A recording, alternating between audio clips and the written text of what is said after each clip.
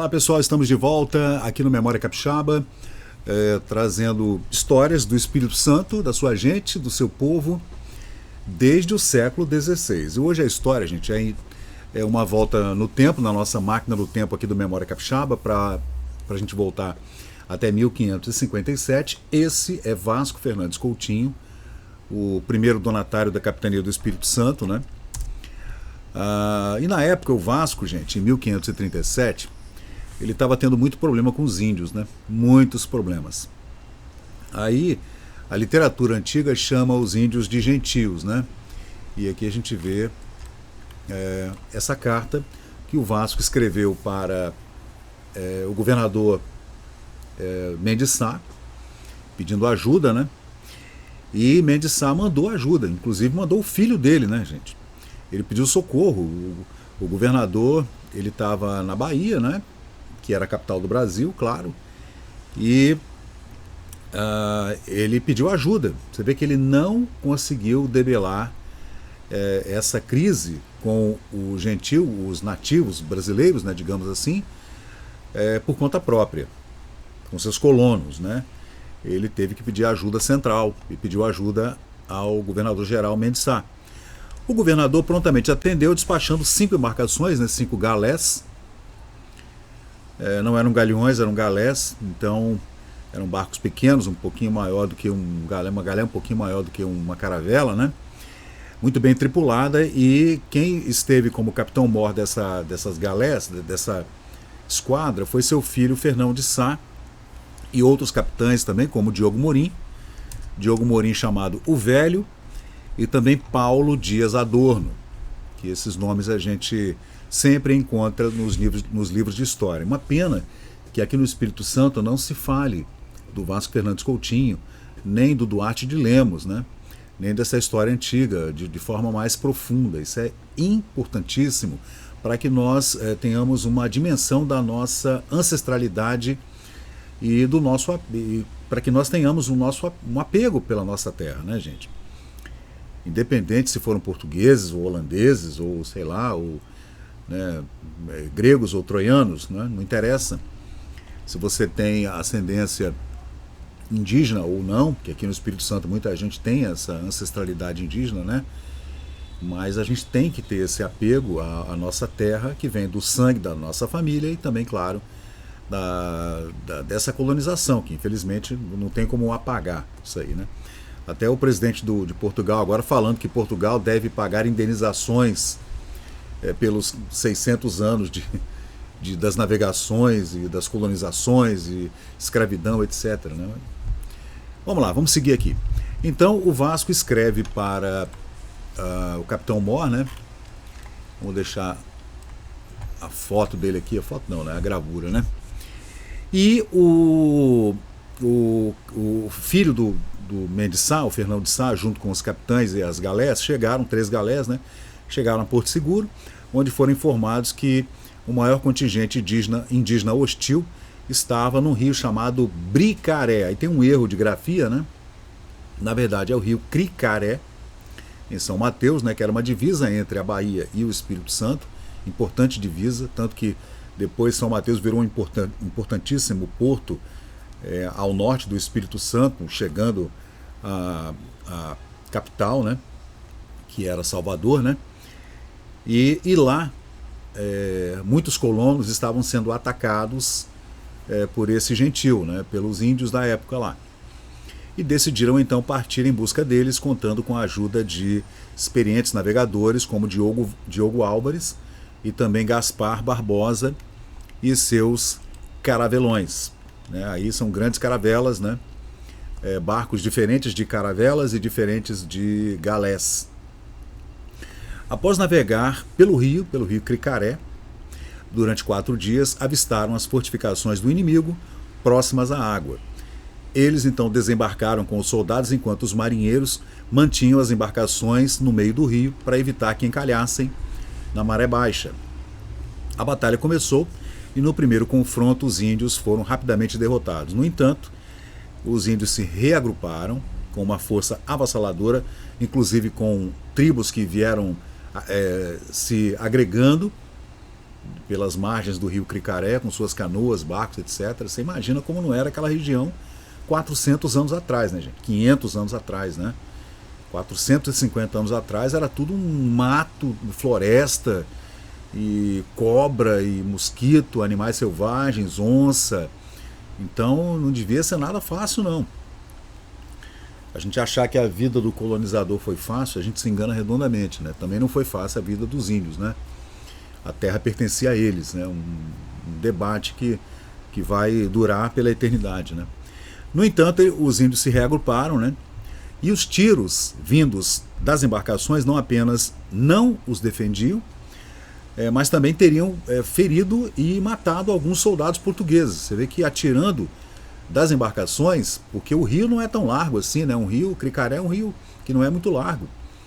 E você entra com uma nau ali, uma pequena galé, e começa a atirar de artilharia, de canhões, né? Você acabou acertando fogo amigo, acabou acertando soldados portugueses. E enquanto tentavam se refugiar nas embarcações, muitos tiveram que nadar até lá enquanto os feridos eram levados em algumas jangadas. Os capitães Adorno e Morim foram mortos. Olha só.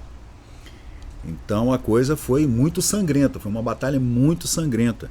Enquanto o capitão Mor, que era filho do Mendes Sá, governador-geral do Brasil, né? Fernão de Sá e seu alferes João Monge, foram emboscados e mortos também a flechadas quando estavam na retaguarda enfrentando o avanço incessante dos reforços indígenas de outras aldeias. Você vê que Mendes Sá perdeu seu filho aqui nessa batalha, gente, do Cricaré. O filho de Vasco Fernandes Coutinho foi subsequente donatário da capitania, né? Junto com a Luísa Grinalda, sua mãe. Mas assim, o Fernão de Sá, filho do Mendes Sá, foi morto, né? Mas demonstrou bravura nesses combates contra o gentil, contra os índios, né? Tanto neste confronto quanto em outros confrontos na Bahia e em outras regiões onde eles tentavam debelar essas insurreições indígenas, né? Difícil pra caramba, né? Os sobreviventes então voltaram aqui para a capitania do Espírito Santo, se encontraram com o Vasco Fernandes Coutinho, o donatário não foi na batalha, né? E o Vasco Fernandes Coutinho recebeu essas tripulações, né? Com muito pesar, muito triste, né? E ciente da perda de seu filho e da derrota.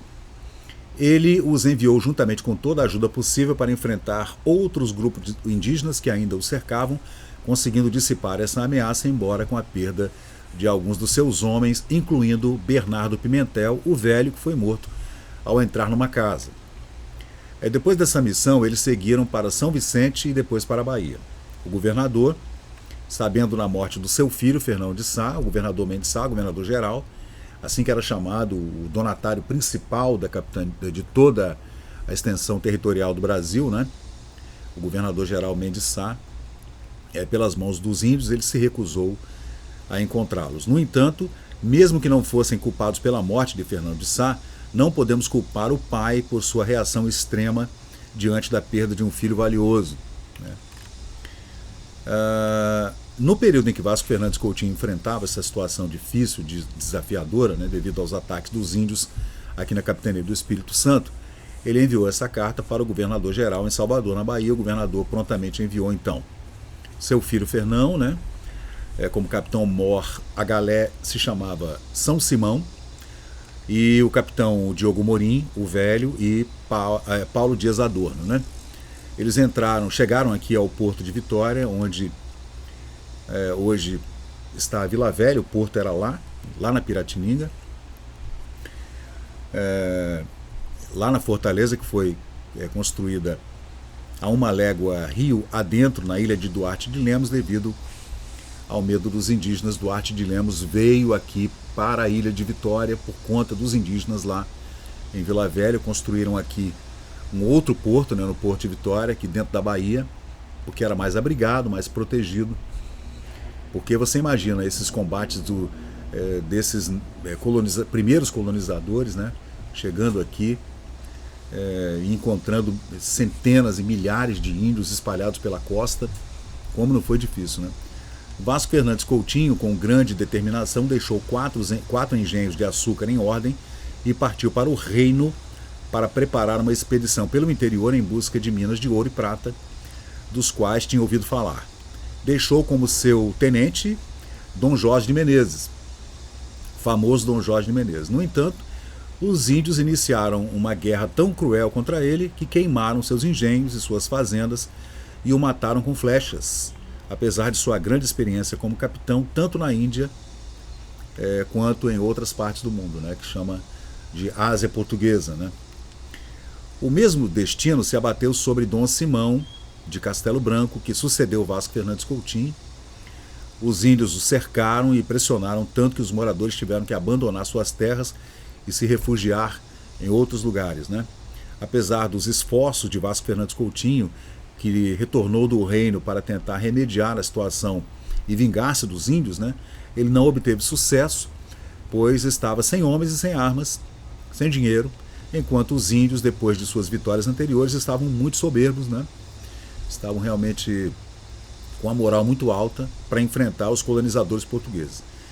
Ele passou muitos anos enfrentando desafios naquela ilha, até que aos poucos as duas vilas mencionadas foram reconquistadas e reconstruídas. Né? No entanto, após gastar cerca de 1000 cruzados que trouxera da Índia e também todo o seu patrimônio em Portugal, Vasco Fernandes Coutinho terminou numa pobreza terrível, sendo alimentado por caridade e talvez nem mesmo tendo um lençol próprio para ser envolvido em seu funeral, segundo conta a história, a lenda, né? Seu filho homônimo, Vasco Fernandes Coutinho Filho, digamos assim, né, também viveu e morreu aqui na capitania do Espírito Santo em grande pobreza. No entanto, essa situação não deve ser atribuída à maldade da terra, pois o Espírito Santo é uma das melhores regiões do Brasil ainda hoje, né? Naquela época muito abundante, com açúcar, algodão, muito gado, muita caça, né? Alimentos, frutas, legumes, peixe, marisco, pescado, etc. Né? E então, essa parte, gente, do livro A História do Brasil do Tempo que Governou Tomé de Souza até a vinda do governador Manuel Teles Barreto, de como mandou o governador-geral Mendes Sá, o seu filho Fernão de Sá, a socorrer Vasco Fernandes Coutinho e o matou lá o gentil. Né? Os índios mataram o filho de Mendes Sá aqui na capitania do Espírito Santo. Então, essa é mais uma das incríveis histórias, né, gente, aqui da nossa capitania. Está tudo relatado aqui nesse documento, que são cartas do governador-geral, trocadas entre o governador-geral e o mandatário Vasco Fernandes Coutinho, aqui da capitania do Espírito Santo, né, que é uma coisa incrível. Está aqui o retrato do Mendes Sá, o governador-geral do Brasil, um homem muito importante, né, muito famoso ali no século XVI, incrível mesmo. E essas histórias todas estão muito bem detalhadas no Memória Capixaba, se você quiser mais detalhes. A história é incrível, gente. A história do Espírito Santo é incrível. Daria uma série documental de televisão, né, de streaming, que seria maravilhoso se alguém se prontificasse a fazer isso. Os primeiros anos da colonização do século XVI, século XVII, ainda as navegações, o escravo negreiro, os navios negreiros, né? Os escravos vindo no século XVIII, XVII, XVIII, e todas essas batalhas entre índios e os primeiros colonizadores, né? E é incrível realmente. A gente tem que reverenciar essa história, porque é uma história muito bacana, e trazer de volta, especialmente para que nossos estudantes, especialmente os do primeiro grau, conheçam a extraordinária história do Espírito Santo. Então é isso aí, gente. Eu sou o Fábio Pirajá. A gente vai trazer mais detalhes a respeito dessas correspondências trocadas entre Vasco Fernandes Coutinho no século XVI, ali por 1550, 1560, entre ele e Mendes Sá, que é o governador-geral do Brasil, né? Que são cartas incríveis mesmo, e todas essas batalhas e histórias do nosso Espírito Santo. Valeu, gente. Vamos lá, vamos continuar a pesquisa. E chegamos ao final de mais um vídeo aqui do Memória Capixaba. E se você curtiu o conteúdo, por favor, deixe seu like, compartilhe aqui o nosso canal e inscreva-se para mais novidades. Até a próxima e muito obrigado por participar aqui do Memória Capixaba.